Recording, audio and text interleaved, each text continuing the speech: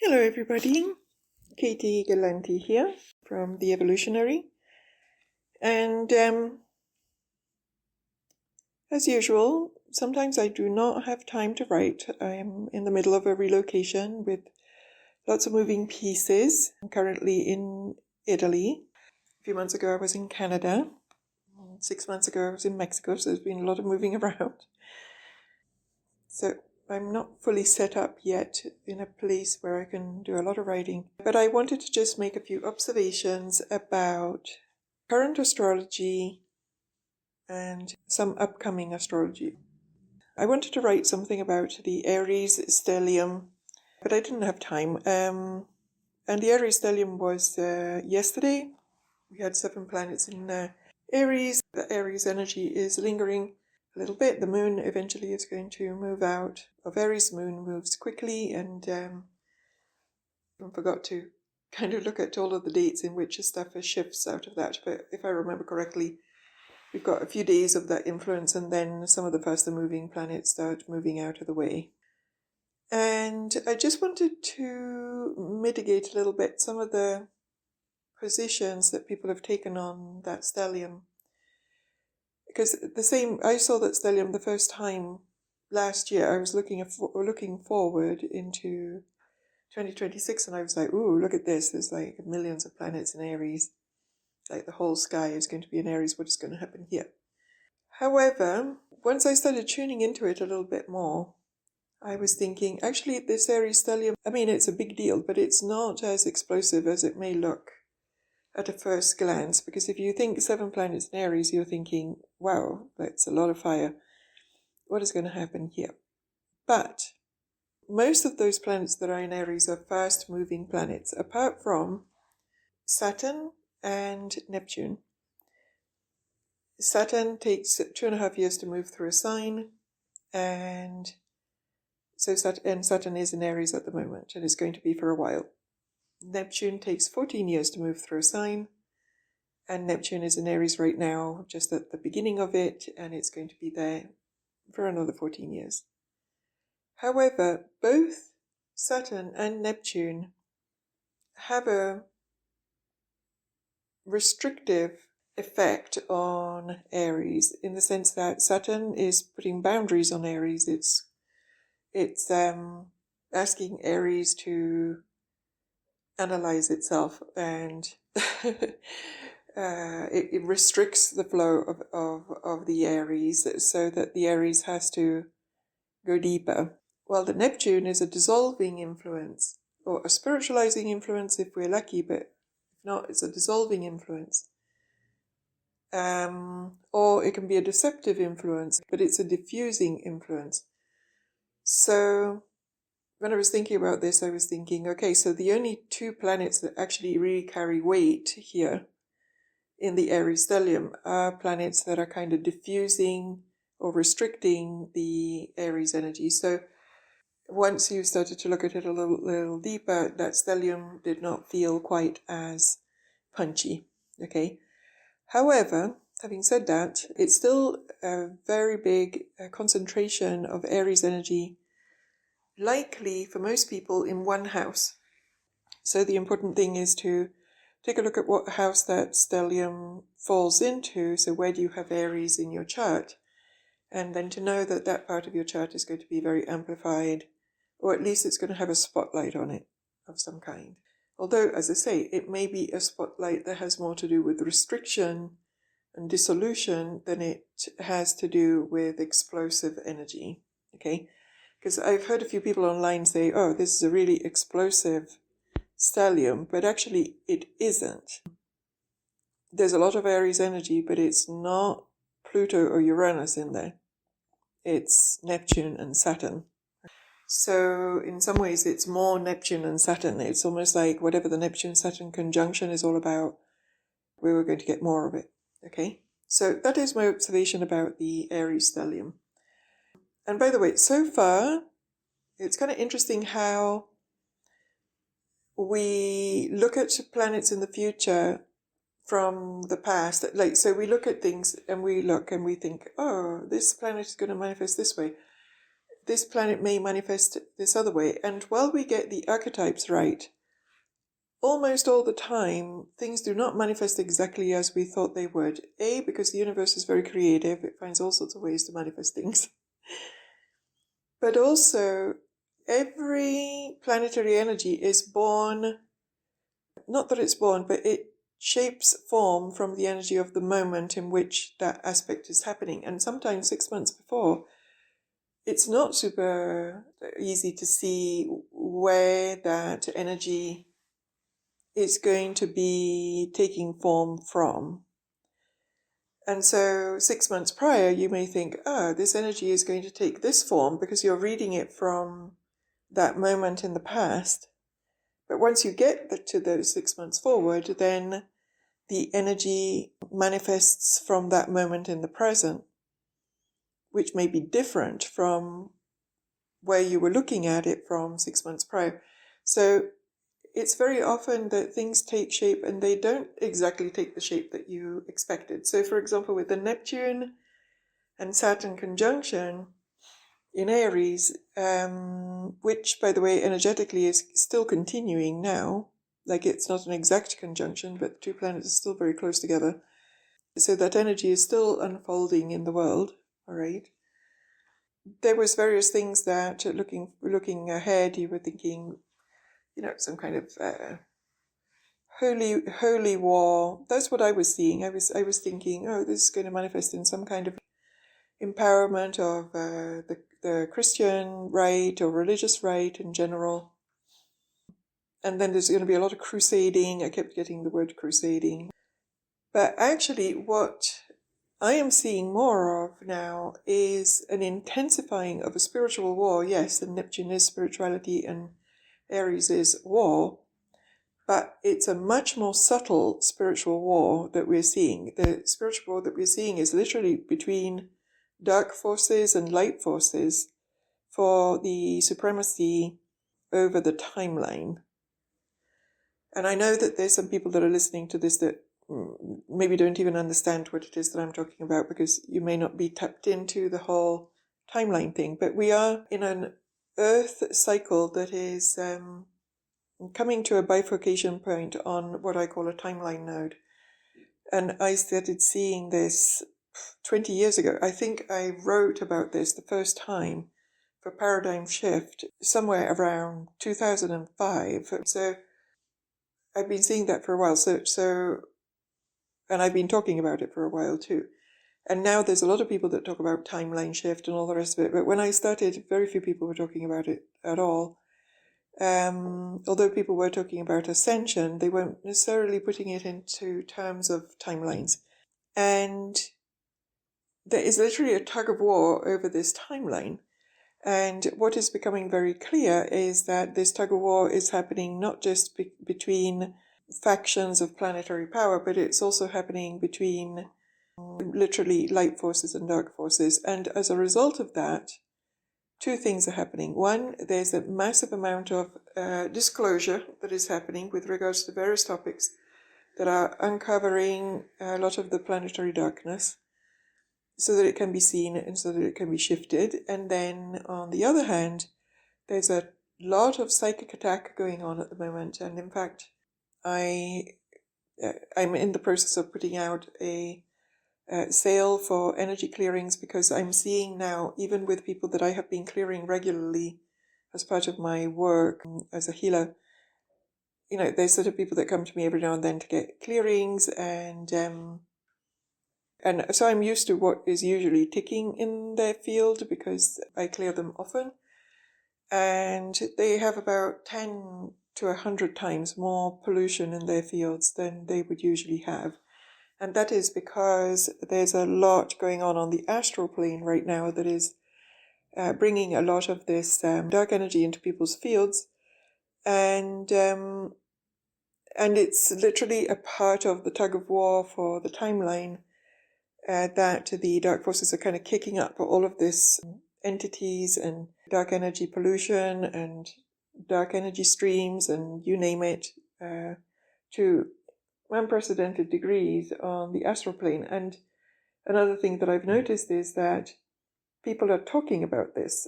It's becoming kind of mainstream to talk about psychic attack and these kind of things. Well, it didn't used to be quite as talked about before, right? So now I'm seeing that the Neptune in Aries is bringing up into the collective consciousness the idea that there can be psychic attacks and psychic war to some degree going on the inner planes. And that was not a development that I was expecting.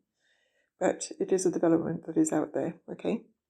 And also the Neptune-Saturn conjunction in Aries, as it unfolds, it's bringing out the dissolution of a certain world order in order to show what is actually true underneath. But it's operating as a tower moment where, by tower I mean the tower in the tarot, where anything that is not built on solid ground has to go. So when we talk about a tower moment, we mean basically a moment where anything that is not based in truth is just going to go. And we're going through that at the planetary level. So we are seeing now the Neptune-Saturn conjunction in Aries is working as a sort of tower moment for the foundational stuff that is going on in our society, and it's kind of pulling the rug under a lot of things and throwing them in the air and showing us what is actually truth. So there's a dissolution of structures, but the dissolution of structures, it's a dissolution of dark structure. And again, that was not a manifestation that I was necessarily expecting. And I guess if we look at the bigger picture with the astrology, the Neptune in Aries is in aspect with Pluto in Aquarius. So the Plutonian themes are coming in through the sextile with Pluto. And also another observation that I've had recently is that right now Pluto and Uranus, not right this second, but it's going to be more so in the summer, there's going to be this trine between Pluto and Uranus in the air signs, because Uranus is going to go into Gemini very shortly. And then we're going to have a trine between Uranus and Pluto in the air signs that is going to go in and out, in and out, in and out for quite some time. I think I looked at it and it was like 3 or 4 years. Like these two things are going to travel together for a little while. Okay, maybe it's too much, 2 or 3 years, but I have to look at the charts to see. But I remember that it was not 2 minutes. Like it was a fairly large chunk of time. So in some ways, this is a echo of the Pluto-Uranus conjunction that I have in my own chart. That was the signature of the 1960s. And then we had, in the 2012, 2013, we had the Pluto-Uranus square that was going in and out. And now we have the Pluto-Uranus trine. So this is all part of the same cycle. And this cycle is a cycle of great change, okay? But while the square and the conjunction are kind of frictional kind of change, the trine is going to be a very flowy change. And I remember one of my teachers once saying, to not always think that the trine is positive. Like the trine means that these energies flow really well together. So whatever is flowing really well. So it's still positive in manifestation, but that doesn't mean that there is not some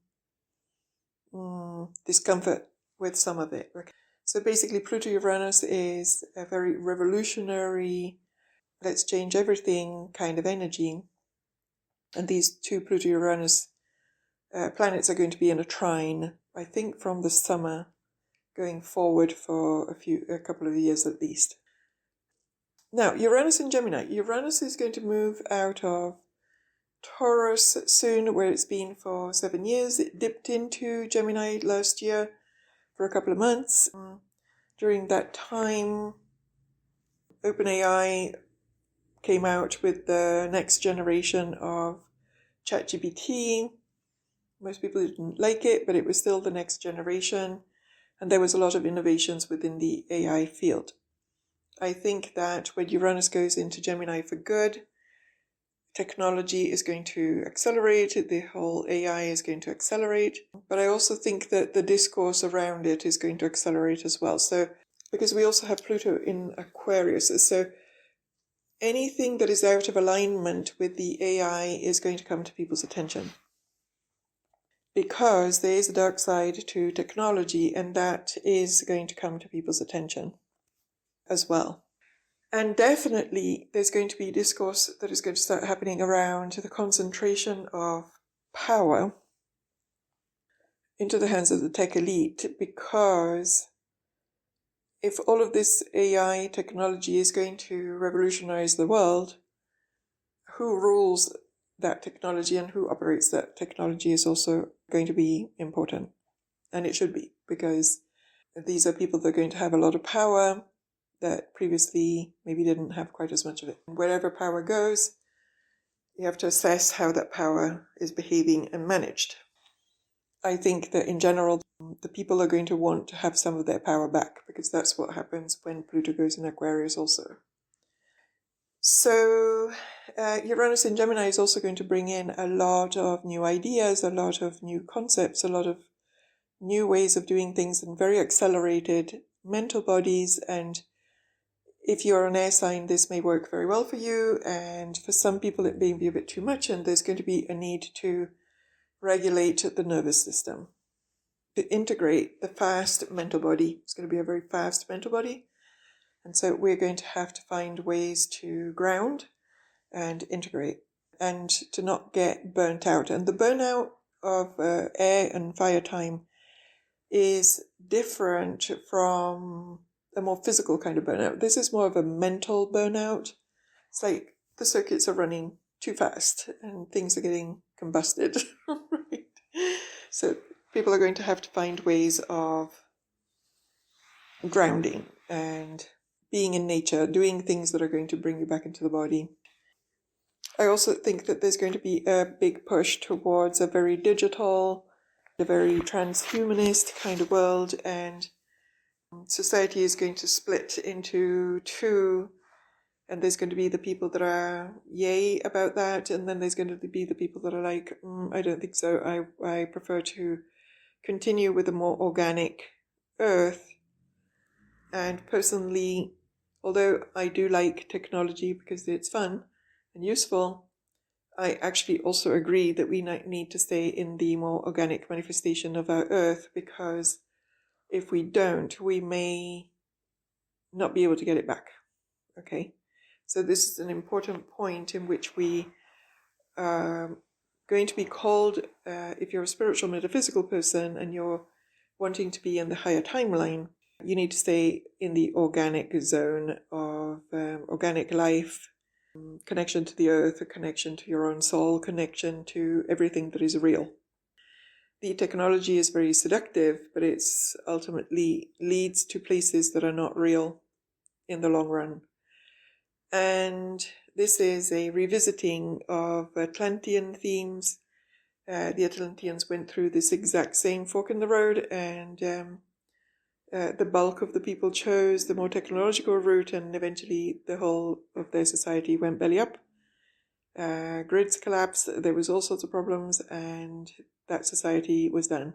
Very small group of humans rebooted the next cycle of human life, right? Okay.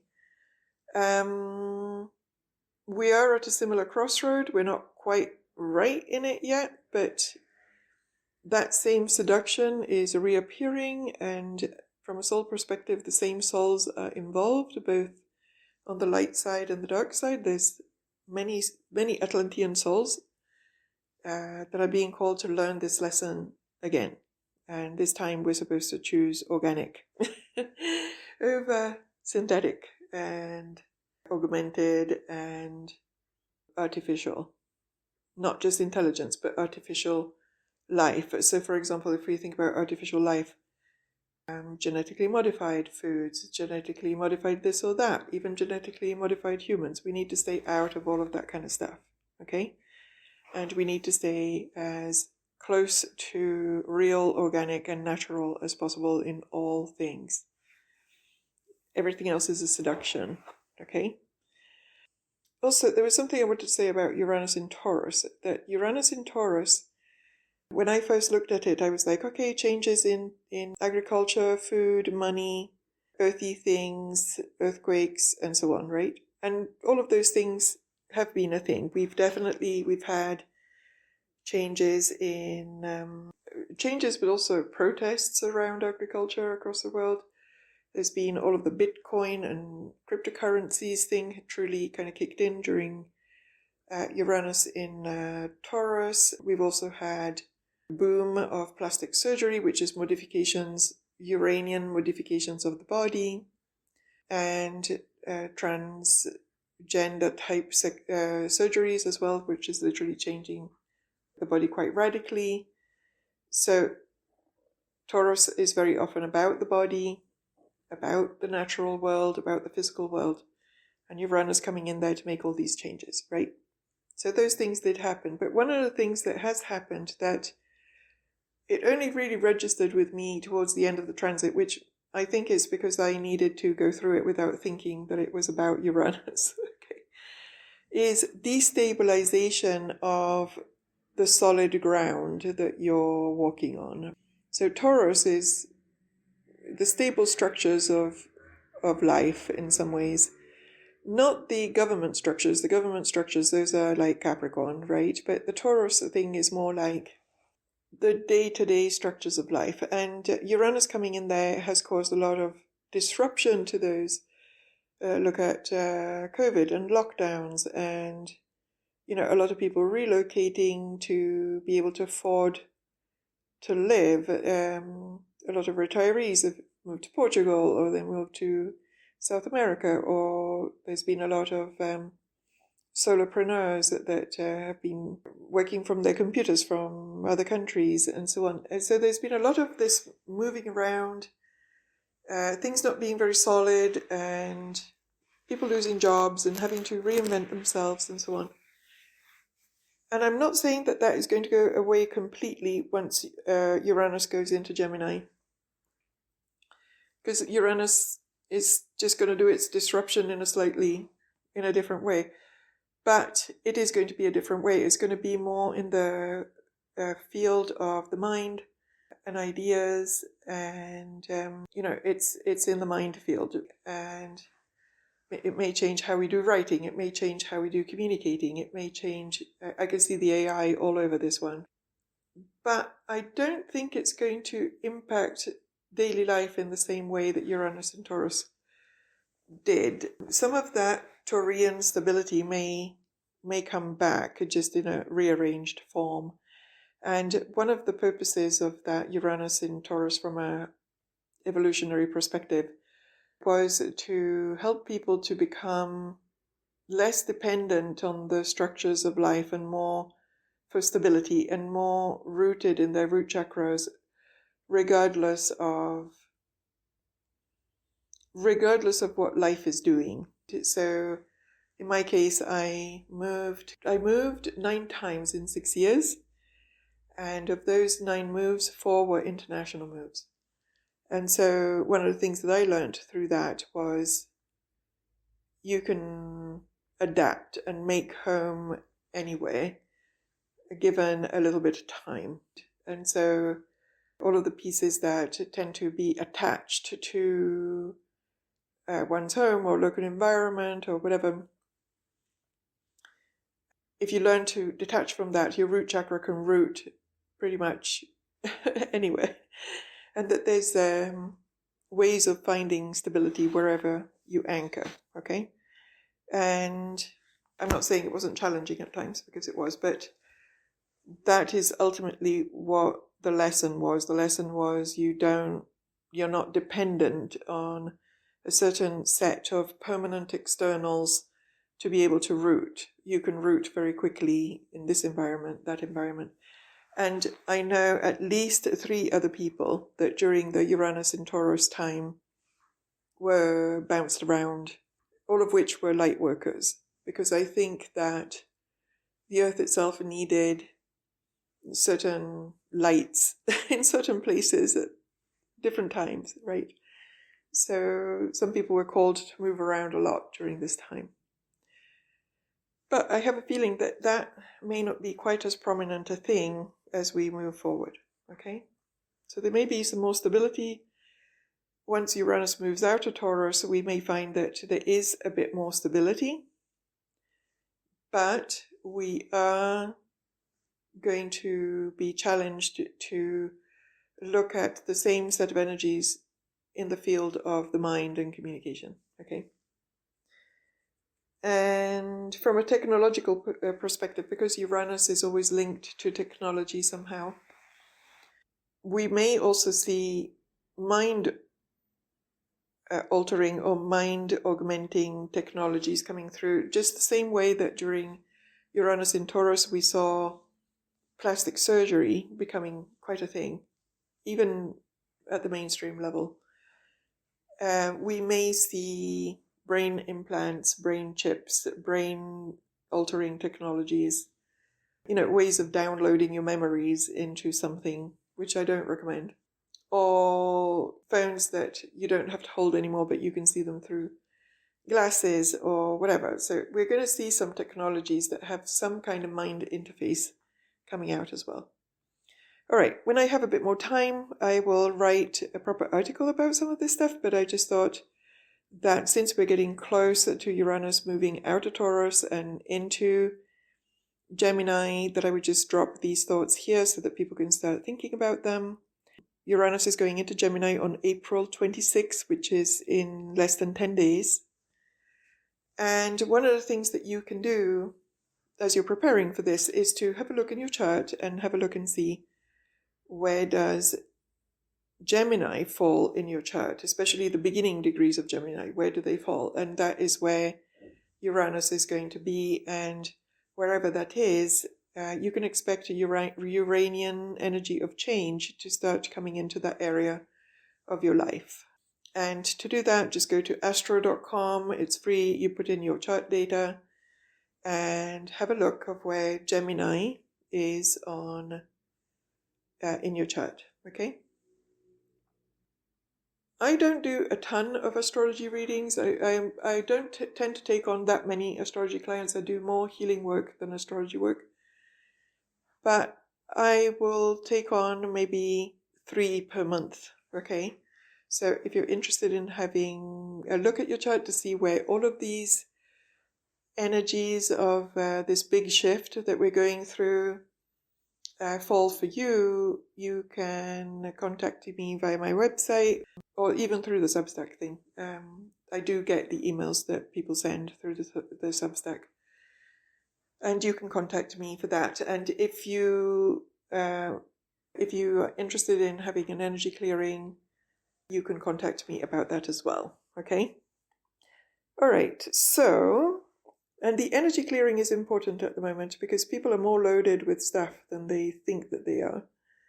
So I've been strongly guided to put a strong emphasis on the energy clearing work, which is not the only healing work that I do. I do a lot of different kinds of things. But my guides were saying it's time for people to have their energy cleared because there's a lot of interference going on at the moment. Okay?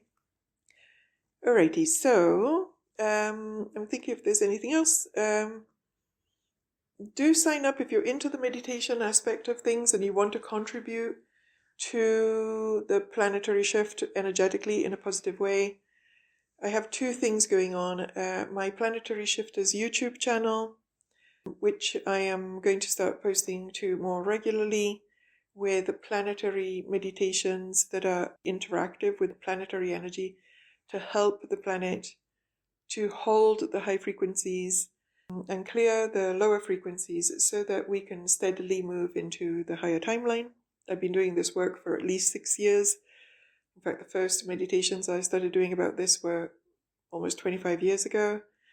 But in the Planetary Shifters format, I've been doing this for at least 6 years now.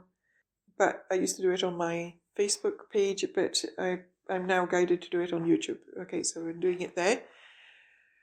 If you want to contribute to that, it's all free. Just subscribe, okay? And then I have the archived volumes of the meditations that we've done so far which are now on my website, and you can buy them one volume at a time, and there's 7 volumes, I think, but only 3 at the moment are uploaded. I have to upload the other 4, and those are the meditations that have already been done over the past 6 years, which, however, are still absolutely current in terms of their effects. So, and these effects are both personal and collective. So you can do the meditations for the collective, but you're also healing yourself as you're doing them as well, and you're receiving all of the planetary higher energies personally as well. Okay? All right, that was a longer plug than I intended to do. It is Saturday. I hope that you all enjoy your weekend, and it's a beautiful sunny day here in the mountains in Italy. And so I send you lots of love, and until the next time.